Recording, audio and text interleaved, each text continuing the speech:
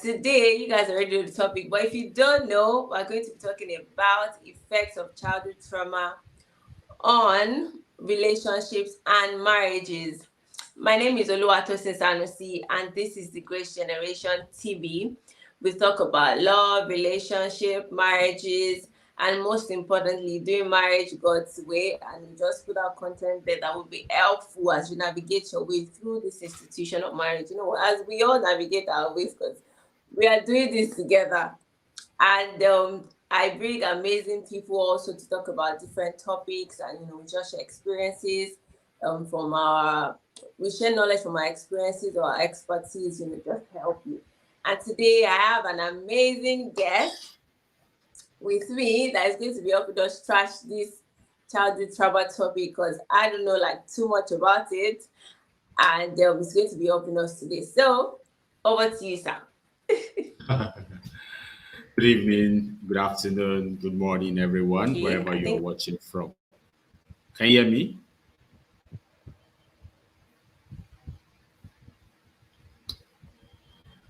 Tosin, I can't see you again. No.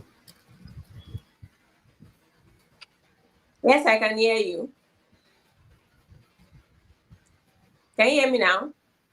Yes, I can hear you now. Yes. So yeah, I wanted you to introduce yourself. Okay. So you wanted to like focus on me, yeah? Yes. I know that stuff. Yeah, so good evening, good morning, good afternoon, everyone, wherever you're joining from. My name is Solution Francis, aka The Mentalist, and it's a honor and a pleasure to be here to talk about childhood trauma today. Thanks for having me, Oluwatosin. Welcome. So you want me to start talking? Oh no! I thought you wanted to give us some other job, because I felt like that introduction was too humble, but I'm just going to let it pass. Beg. Okay. So let me give you backstory. See, one day, sometimes last year, I was just, Yeah. my mind just like opened towards this childhood trauma thing, because I realized that there were some things that I was doing in my marriage that it was as a result of, some of my experiences as a child. There were some insecurities, that I brought into the marriage, that, it took me paying attention to and finding out the roots to actually solve it from there before I could Mm. like open my heart, to receive the love and everything, and just be present in the moment. So it now made me realize that oftentimes I thought that maybe that was just me, like this is how I am. I didn't like really pay attention to it as a problem or something that I needed attention to, in quote. So it made me realize that there are so many things that we have adjusted to and adapted to say that, what, this is how I am. That Mm. actually, that's not how we are. It's just as a response or a rebel against something that happened to us as a child or even as a teenager, that has just helped us to now form that kind of ideology or behavior. And then we now begin to accept that this is how I am and don't want to go past it. So, I just realized that, what, this is a big thing. So I went on the internet, and I started reading articles, I started reading, so many psychologists research that they had done. And I discovered like, what? This is even bigger than I thought it was. Like a lot of things that we do, we experience, a lot of them are as a result of whether good or bad. Now, good, we won't call it trauma, but like the bad ones are the ones that we call trauma. But everything that is our makeup now is as a result, most likely as a result of something that we experienced or saw as a Mm-hmm. child. So now I want you to like give us a better like picture, in of this childhood trauma thing, and how it affects us, even in our relationships, in our day-to-day lives, even before we enter a relationship. It has like helped us to shape some ideologies, so like help us to know how important and serious it is. So, I mean, there are two words here. One is trauma, the other one is childhood trauma, right? And Can you let's hear all look at me? what trauma. Can you hear me? Can you hear me? Trisha, can you hear me? Yeah, I can hear you. I can hear you. Can you see me? I don't know if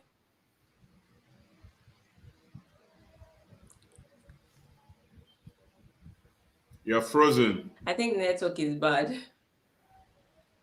You're Okay. frozen. So while I wait for him to like just, pick what I said. So, just Yes, I can. I could hear you before. oh, okay. Yes, you got frozen. Ah, I don't know. I've switched to my normal data. The Wi-Fi is doing as it likes this Okay. time. Okay. Okay. So, So, I like was I was saying saying, pain and pain. there are two basic words here. There's childhood and there's trauma. Yeah. And so it'd Yeah. be nice for us to begin with trauma in itself before we now Mm-hmm. talk about childhood. So, Okay. what exactly is trauma? Now, when we talk about trauma, picture like something forcing you out of the ordinary, something Mm. that is affecting your normal life process, as it Mm. were. And in simple definition, is just an emotional response to a terrible event, right? Trauma Mm. is just is an emotional response to a terrible event. Mm. That event could be accidents, could be rape, could be a natural disaster, anything. And Mm. this thing is that immediately after that event, you could have things like shock or Mm. denial. Mm. Those are like the immediate responses that you would have, right? But the long-term reactions could include the unpredictable emotions. You could have Mm. flashbacks. You could have strained relationships, or even physical symptoms like headache and nausea, right? Mm. That is exactly what trauma is. Now, when you now talk about childhood trauma, that childhood trauma refers to the trauma that you experienced as a child, Proud. and Mm. this could range among so many things. Could be also be rape, could be Mm. abuse, verbal abuse, physical abuse, deprivation. Anything Mm. that happened to you as a child that was a response, right, to what your normal life, Right. Should have been. is Mm. all about. That's Yeah. it basically.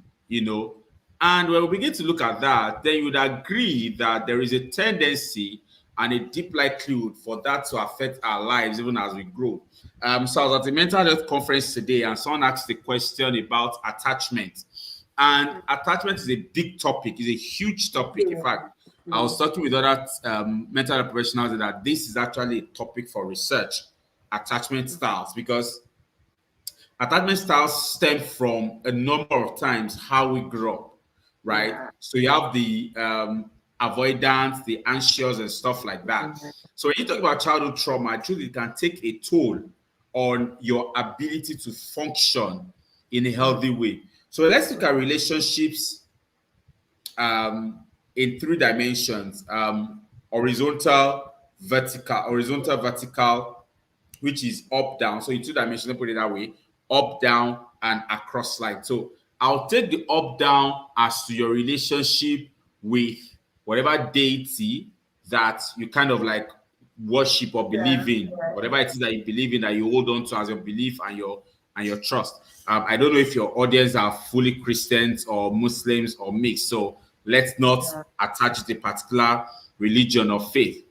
Every individual believes in a supreme deity. Every individual believes in something that is bigger than he or her, than him or her. Whether it is God or it is Buddha or whatever it is, there is that horizontal relationship that exists between you and that person. And then you have the vertical relationship that exists between you and your fellow humans. And Yeah. your experience, right, in line of things based on what you believe can affect how you interact with that supreme deity. We all have different experiences with whom we believe in. So let me narrow it down. This is the fifth generation channel, if I got your name of your channel correct. And Yes. Yeah. you're focused on Christianity, if I'm correct. Yes. So let me zero in on the Christian faith. There is God, the Father or the supreme deity that everyone who is a Christian believes in. And that relationship is not the same for everyone. How you Mm. relate with God, how you interact with God is based on your experience of God or kind of relationship that you have with God. Mm. It's premised on who do you think God is to you and how do you Mm. think God relates or interacts with you, right? Now, you then realize that the experience that Tosin has with God or how she relates with God might be different from the way Tonisha relates with God. And your experiences and things that happen to you in life form the basis of how you understand Him and how you interact with Him. I mean, you can't deny that, you cannot change that. On the other hand, your interaction with your fellow human is also dependent on the kind of experience that you have had with other persons. And so that forms the basis of how you see people, how you interact with people, and what you think of people, right? Now, when you now break down that relationship and um, you bring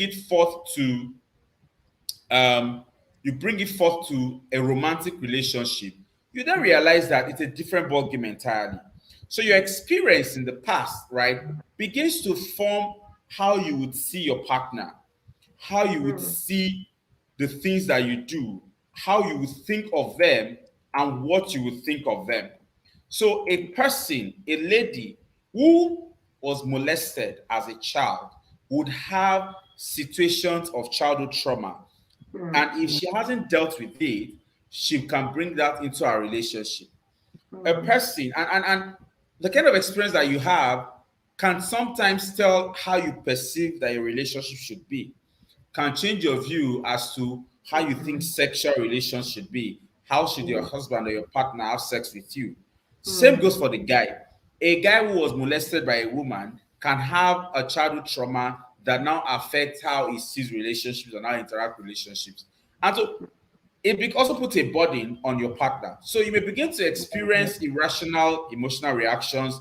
Sometimes you're numb, sometimes you have mood swings, sometimes so a touch and you're triggered off and you're probably screaming or you're not even able to deal with touch. And so childhood trauma is a big, big deal, to be very honest. And it's something that we need to pay attention to because the truth is, people's reactions or how people respond is not cast in stone. So I'll share some experiences with you. So I've met people who are not able to manage touch. Like they don't like to be touched. And if you interact with some of them, it's premised on the fact that while they were young, certain things happened and they closed themselves up. That if you walk towards touching them, they either run or they scream or they even want to touch them. And some are in a situation where even in relationships, they're not able to allow their partners to touch them, right? And then maybe for those who were raped, it was a particular style, and then they feel that if you're going to use that style with them, then you're not different from the guy who molested them years back. Or certain words that you would have said in your relationship, and then they will assume and conclude that you are not different from that guy or that lady who did this or who did that to them. So it's not, the responses are not cast in stone. Now, let me read something that I have here. The impact of childhood trauma can take a toll on your partner's ability to function in a healthy way. And as a result, they may experience seemingly irrational emotional reactions, including emotional numbness or mood swings, or the inability to participate in normal behaviors, including sexual situations. Now, the problem is child related mental health conditions are quite huge. You can have things like depression or anxiety. And if they are left untreated, it may affect your relationship from growing. And that tells you that it's not only the person who has experienced this kind of childhood trauma that has work to do, even the partner has work to do as well. So if you're dating someone, and this is why we often say that look, if you're dating someone or you want to date someone, it's important to have conversations around mental health to check what has been the experience of this person growing up, to be sure that even if this person is bringing some baggages, you have an understanding of the baggages that this person is bringing in. Yeah.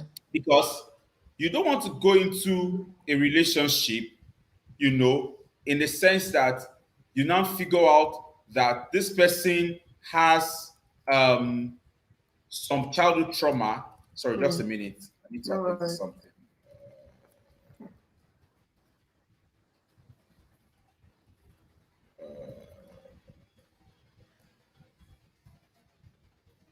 So you now realize that this person has certain things that have happened to them And you're wondering, why is she doing like this? Why is he behaving like Mm. this? Why is he finding it difficult to understand what I'm saying? Why do we have to struggle with this? It's because this person has not dealt with something yet. And you, Yeah. as the person's partner, you have to understand that scenario. Look, we can say that people come in with baggages and stuff into their relationship, but the truth is you owe it to your partner to have a conversation as to, look, I need to tell you something. What Yes. happens a lot of times is that we sweep things that have happened to us in life under the carpet and tell to ourselves, I have kept it somewhere. Hmm. But you can't run away from it. To show up their ugly heads. Exactly. It may not be part of your everyday life, but one day something happens and boom, I'll trigger it. Yeah. your reaction and your partner is like, what have I said What's going on? that has brought about this reaction? Like, where, like, you just jump from 0 to 10. Hmm. So that's because you deceived yourself that you have dealt with this thing, or you have just kept it somewhere, you have locked it somewhere. But the reality is that you just put it under the carpet, and someday as as you're walking, you will trip and you'd fall. Hmm. So I always tell people that, look, if you're going to date someone, it's important that you ask certain questions. Is Yeah. there anything you want to tell me?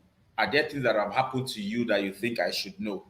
It might look mundane, it might look funny, it might look annoying, but the reality is that if who you're about to date or who you're about to go with has an understanding of what you have experienced in this life, it Hmm. allows them to make informed decision as to how they can help you.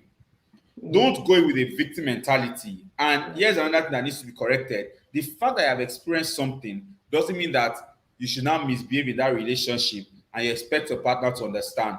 Like I always say, bullshit. because because the truth is, he or she is going to be bearing some burden, but that Hmm. cannot be an excuse for your misbehavior. You Yeah. It must has seek to be help funny now. as a Hmm. person, right? You Hmm. must seek help to get better. You must seek help to heal. You must be on that journey to heal. You cannot just assume that because it has happened to you, so when you do stuff, your partner has to understand. No, your partner doesn't have to just understand. Your partner needs to see that you're working towards getting that healing. And if you think that you need to experience that healing before you go into that relationship, then it's better. So you have Yeah. depression that can show up. You have mood numbness. You just not lively. You're not sensitive to touch. You're not sensitive to anything. He cannot touch you and stuff like that. Hey, you don't want to punish. So let me share a thought here. And I'm sharing this thought about touch because I've had a number of reasons to interact with people who struggle with this. Hmm. And it's very understandable, right? When people struggle with touch, especially if they've been traumatized as a child or as a teenager. Yeah. But like I shared with someone earlier today, your ability to overcome your vastness to touch will not come automatically. Hmm. It's gradual. It's something you have to walk through and work towards. Hmm. So, for example, if you are averse to touch or you have issues with touch, I don't expect that you go straight into having sexual intercourse Hmm. because it will leave a sour taste in your mouth. You wouldn't enjoy it. Yeah. But it can start from touch. He pokes you, pecks you, hugs you, not the hug side hug, like Hmm. embraces. You can feel Yeah. each other's heart. You can feel that tight, warm hug. And then you graduate to pecks on the neck, pecks on the cheek, Hmm. on the forehead, and then you can move on to kissing, and then you can move on to romance before the actual sex. So it's like therapy. You're moving from one stage to the other. You're moving from what is basic and you're growing and growing and growing. And this is why you need to allow whoever it is that you want to date to understand where you're coming from, such Hmm. that this person can help you through once the person understands. And that person needs to have sense. Hmm. It has to be someone that has sense, not And it's someone that will be patience. manipulative or that will take Yeah. advantage of that. So you Yeah. go through the process. You cannot come to this and say, look, I don't like touch, and you now expect the person to understand that you don't like touch, and all you're doing is, how are you, Sister Janet? Hope you are good today. And brother cannot hug you. I mean, sorry, I'm not, and I'm not sorry. I'm not a typical religious person. So I tell people that if touch matters to who you're in a relationship with, then you have to make it matter to them. Mm. As a professional, I am not a pastor, I am not a deacon, I am a professional. If you want to date someone and touch matters to them, then you have to make that touch matter to them. Mm. Otherwise, you'll be running a relationship that they are just coping with. Mm. If if you're going to date someone and you know that you have issues with touch, discuss with the person. But in your discussion, let the person know that you're open to growing through it and working through it with the person. Don't expect that person should just understand that you Mm. have I just issues with accepted. touch, Mm. understand that you have issues with call, because part of childhood trauma could also be calls. Calls Yes. can give some people anxiety. So Mm. don't expect your partner to understand that you have issues with call, and so all you want to do throughout your dating relationship is text and text and text. Hearing the voice of someone you have feelings for or you care for can be magical. Mm. You know the days of midnight call. Ha. Those is Oh shy. my You did it, God. Abby. Yes. You know, everyone in their 30s and 40s, if you gather 40 people, 25, 30 of us did MTN midnight call Neko. that Yes. era. We'll not sleep by 4 o'clock and wake up Do you by get? 6. Like, In fact, when Starcoms started, we had a Starcoms landline in my house then. Once it is 7 p.m., I possess the Starcoms. Like it becomes mine. My father would be like, "Where is this phone?" I'm like, "Is there? You want to use it?" And I'm on call with this lady till 5 a.m. So Starcoms used to be 7 a.m. to 5 a.m., I 7 p.m. didn't to 5 know. a.m. I And didn't I'm know on call with Stockholm. this this Starcoms. And I'll be on call with this person. So it's you have to mix it, right? You have to mix Yeah. it. So my point is, don't glorify the trauma, Mm. but don't Mm. also ridicule it. Mm.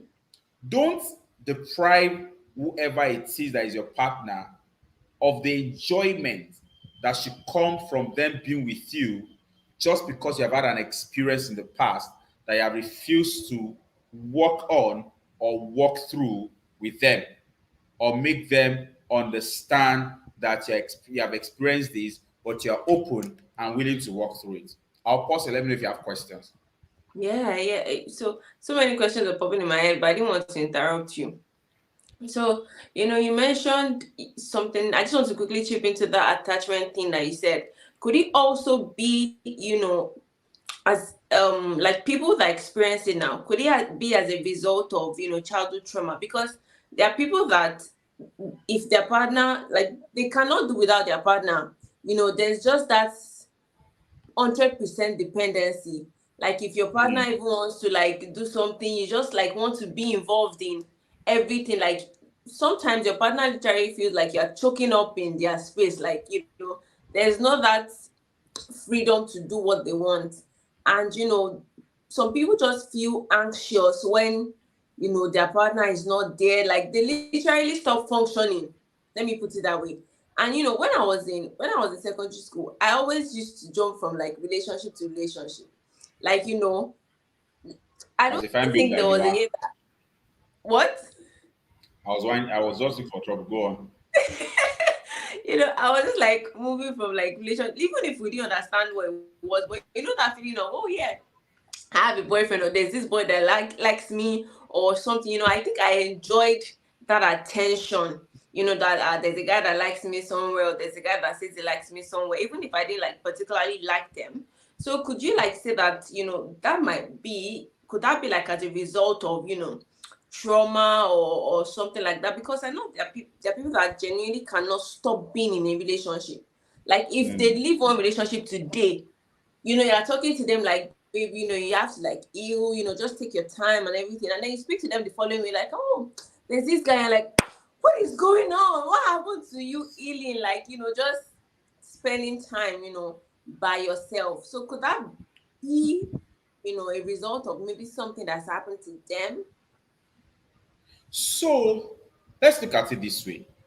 Mm, That behavior could stem from different things, right? mm, Could come from different reasons. It could be a self-esteem issue.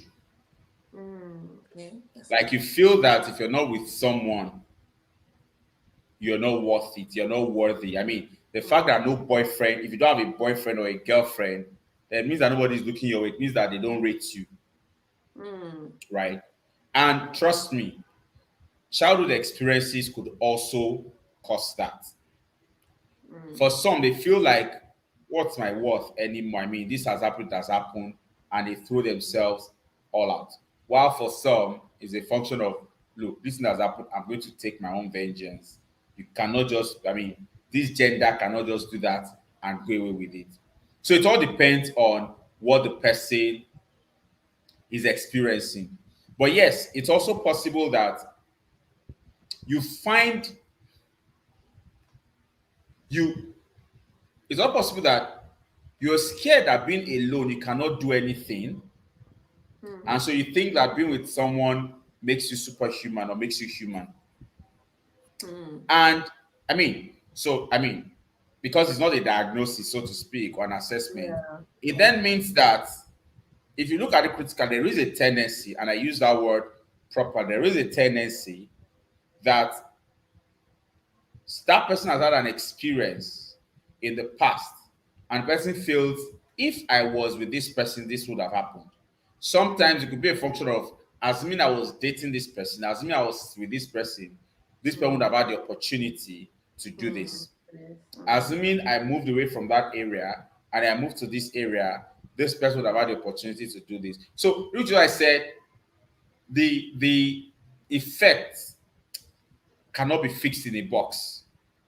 The yeah, effect grows differently and leaps and bounds, right? mm, Because you realize that all that you have begins first of all with you. mm, All that you have begins first of all with you. And that then goes to mean that you must first of all understand yourself, yeah, appreciate yourself, yeah, for you to be able to be good for someone else. mm, You must understand what your self worth is, how mm, important you are to yourself mm, before you can appreciate whatever it is that another person is bringing to the table for you. Like, mm, very, very important. So, people need to understand that who they are is who they bring to the relationship. mm. Someone Who like they that. are is who comes into that relationship. You can't pretend to be someone else in that relationship. You are Yeah. you. If you like, pretend from now till tomorrow. At some point, your secret will show. At some point, your secret will show. Yeah. And everybody is wondering, like, but I mean, really like this. You were like that. You just Mm, needed situations to bring out the real you. So, attachment is a big deal, and it can come and can, I mean, different things can be the reason for that attachment. yeah, thanks for that. So, we've said like all this, explanation. So, how do we like really recognize, this behavioral tendencies in our relationships now? Because there are sometimes that maybe that thing happened to you as a child and you just grew to be your new normal, that you did not think that, there was anything wrong, in it. Like people that have been in maybe toxic relationships and then just now find a good person, and they're rebelling against the good person because they thought that toxic relationship is like the normal. So, how do we now like begin to recognize that, what, this behavioral trait is not normal? Like, this is not how I am. This is as a result of something that has happened to me in the past that I need to like go back, dig in, and then, sort it from the roots and not just from, the surface? How do we recognize, those symptoms? Or I don't want to use the word symptoms because I don't want to make it like a sickness, but how do you like just have an idea to say that, nah, no, Tosin, you need to like work on this, you need to work on that. So the thing about moving from a toxic relationship to a peaceful one is that your brain would not want to accept the peaceful one as the real relationship. Yeah. Your brain would want to tell you that your brain will cause you to be suspicious Yes. that this is real. Yeah. And so the first thing is you would go into that relationship expecting that this one will be like every other person that you have been with. And then you're shocked. First day, second day, first week. I want to be like, come, you know they fight. You've not Ah, slapped me. What's going on? you've not slapped, you've not reasons to argue, yell at each other, scream at each other, and stuff like that. And you see, toxic relationships could also become a pattern in someone's life. Yeah. And if you don't recognize patterns, one of the things that NLP taught us is to recognize patterns. You must recognize patterns because recognizing patterns allows you to realize at what point do I usually do something? At what point do I self sabotage myself? What that happens, you begin to self sabotage yourself. When relationships come and go, you would go into the next one expecting it to end. And so even when things are happening, rather than look for how to make peace, you just self sabotage yourself like I know it will end. So I mean, so there must be a sense of you first of all acknowledging the fact that this was a toxic relationship I was in as you go into the next one. And know that not every human is the same. Yeah. What I usually say to people is when you go into a relationship, give yourself the benefit of succeeding and the benefit of failing. But of course, nobody goes to a relationship with the intention to fail. Yeah. So if you go with the intention of succeeding, you know that you want to give it your best to succeed. So that if it fails, you can say, look, I gave it my best, it just didn't work out. Yes. Now, here is the thing. You cannot go into the relationship or the next relationship with failure at the background of your mind. Instead, you go in with the mindset of this failed. Let's take the lessons from the failure and see if we succeeded. Look, I tell people that marriage is okay, but it's not compulsory to get married. Yeah. It's a choice you have to make. Relationships are cool, but it's not compulsory to be in a relationship. I agree. And I also used to say that if you're in a relationship or marriage and you know that your eyes are outside, instead of cheating on your partner, just quit and know that you have designed your life to be the life of Solomon, where you have multiple partners. I mean, Don't let do your it. partner that will That's cry, it. cry once and for all, get healed and move on with life rather than crying every day. Now, that was such. But the point is, sometimes partners can contribute to the trauma that their partners experience, Yeah. and they take that experience into even not even just their relationship, but even their everyday life. Yeah. And that's very, very tough, right? So if your mindset is that this is how this relationship should be because of where you're coming from, the problem you would have is you would want to pattern that relationship after how you think after your last relationship or the relationships you have had because you expect that it should be like that. When in the actual sense, what you should look forward to is how you and this person that is your partner should make your relationship be.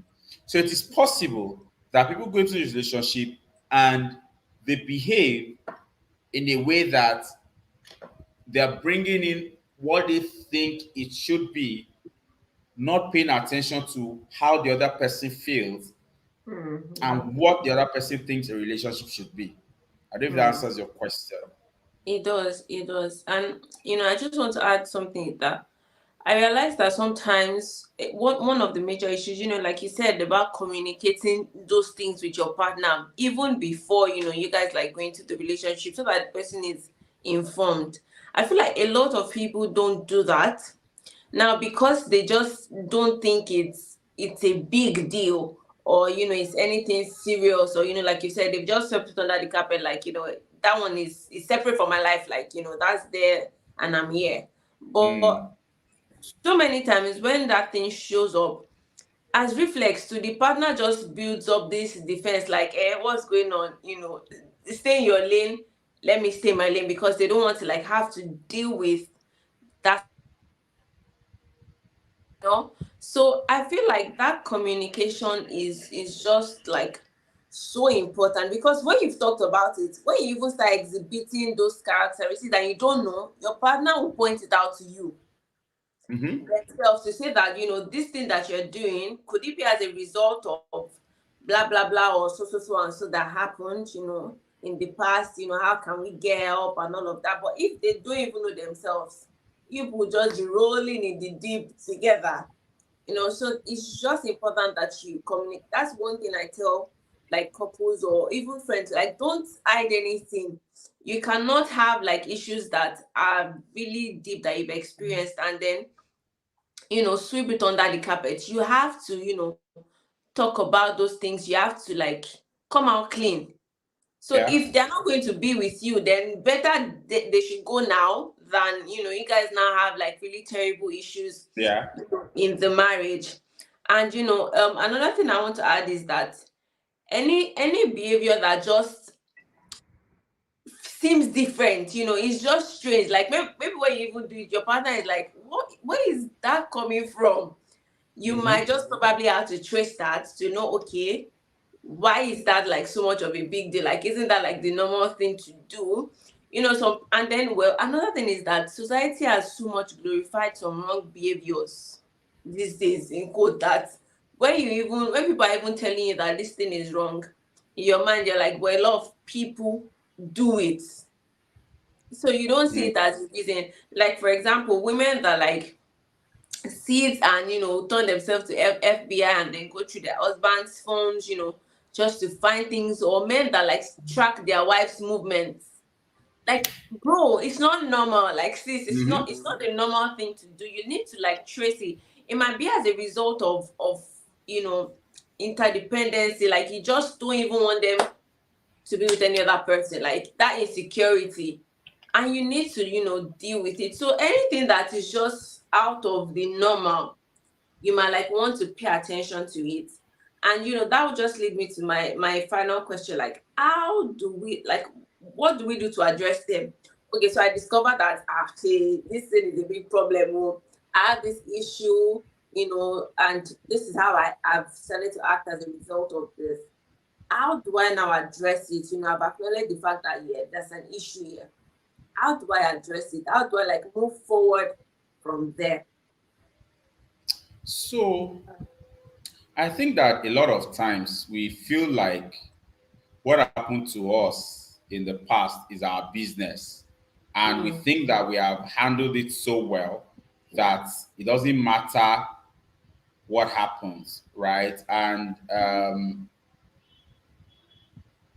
we just think that we can walk through it and walk through it, and don't think that we can talk, or we should rather talk to our partner about it. And that's where we miss it. You yeah. know, the problem is when things like that happen, we bring that into our relationship, and we how do I put it? We kind of like make nonsense of the work that they are putting into making that Relationship. relationship work. Let me explain. So this person has come to the relationship and wants to care, nurture, love, and stuff like that. Yeah. But here you are saying this is who I am, and every issue has a meaning to you, and the person becomes scared Mm, that how what do I do next that will not trigger this person? But if you had had this conversation with this person, and this person understands this and this and these are the issues, it makes the person understand that okay, we have work to do, and Yeah. both of you are committed to this work. Let me share a story with you. Okay. Um, so I have a friend, right, who, when he was dating his girlfriend, she they were playing one day, and he touched her, and she reacted, Hmm. right? And I was like, okay, where is this coming from? And they had a conversation, and he found out that she had an experience as a child, and that stuck in her head and why she behaved that way. Now, Hmm. what did they do? They sat down to discuss, Yeah. all right, sat down to discuss and looked for a way to deal with the issue. They Hmm. didn't take the issue, um, Likely. they didn't take it lightly, exactly. Yeah. They didn't take it lightly. They looked for how to solve the issue. Hmm. Today they're happily married. Now, that is how to go about it. Hmm. Not you saying, but you know now, this is who I am, you know now. I wrote an article, I think it was on Thursday, on Friday, on the fallacy of that is how I am. Hmm. I wrote a newsletter to my subscribers. Let me read it out. So I said, because I hear this a lot, Yeah. I said, often we hear people say that is just how I am as a way to justify their personality traits and behaviors. However, this belief can be limiting and prevent individuals from recognizing their potential for growth and change. Hmm. The Hmm. fallacy of that is how I am is the idea that our personality traits and behaviors are unchangeable and Hmm. predetermined. Hmm. This belief can lead to justifying negative behaviors and limiting personal growth. Yeah. While genetics and environmental factors can influence our personality and behavior, it is essential to recognize that we have agency and can make changes in our lives. Hmm. So to challenge it means that you require a shift in mindset and perspective, practicing acceptance, self-awareness, taking responsibility, setting goals, and seeking support can promote personal growth and development. Hmm. So we cannot wait until things are down and we now want that person to just understand. So like just understand now, Hmm. just understand now. No, Yeah. the person cannot just understand. The person cannot just understand Hmm. that that is who you are. The person needs to understand that look, this is it. Are you ready to work on this? Are you Hmm. ready to deal with this? Hmm. And that is why it is important that you bring it to the awareness and the notice of the person, and then you talk about it. Hmm. Because when you carry this mindset of that is how I am up and down, you make little of the attempt that your partner is putting into that relationship to make Yeah. things work. Yeah. Hmm. So, by accepting that we have the power to make changes in our lives, we can challenge the belief that our personality traits and behaviors are fixed.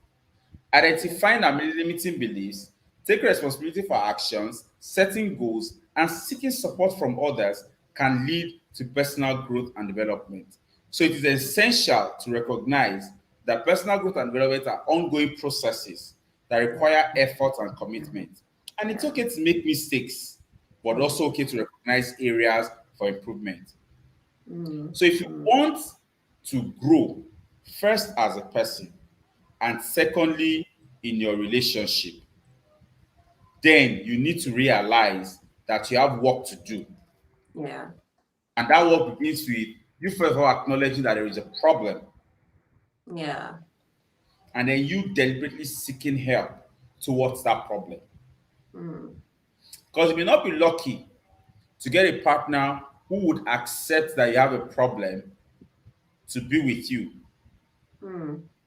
And you may be lucky that your partner says, no, no problem. As long as you're ready to work on this, I would work on it with you. Yeah. I'll be on this journey with you. Yeah. But not acknowledge that you have a problem and not being able to be vulnerable about it. Vulnerability is courage. Vulnerability Strength. Hmm. is strength. Is you saying, look, I am weak here, but Yeah. I now have strength, and that strength I want to seek out. Yeah. So you can't. And I often say that, look, when you begin to have talks, chats with a particular person, when you get to a certain level, and you can see that I talk to this person every day. This direction is going this line. Is going. I mean, you can read it now. You are not a child. You can read when the conversation is becoming mushy. You're having that chat in the Yeah. night, that one in the night, and as a lady, he's treating you as if the guy is beside you. As a guy, your John Thomas is singing a Hallelujah chorus, and you're wishing that lady is beside you. At that point, you need to at some point say, "I need to tell you something." Mm. So I can see how, and I tell ladies that look, you don't have to wait for the guy. You can call it and say, bros, how far? The way this conversation is going, what exactly is on your mind? I Exactly. have to tell Exactly. you, you know. So it's pretty important that we take it head on and address it as it is and let the other person know that this is where the issue is, oh, and you move on from it. If he now says I'm not doing it again or I'm not Mm. even doing it anymore because of this, so be it. But you would have Exactly. saved your relationship the Yeah. issue of trust. Mm. Mm. Pretty important. Thank you so much. Like that made so much sense. And I feel like these days people don't know that, or maybe because of Nigeria, like people don't so much pay attention to like counselors and therapists that can actually help them. Nigeria, we have this mentality of problem meaning I can solve it. It's my problem.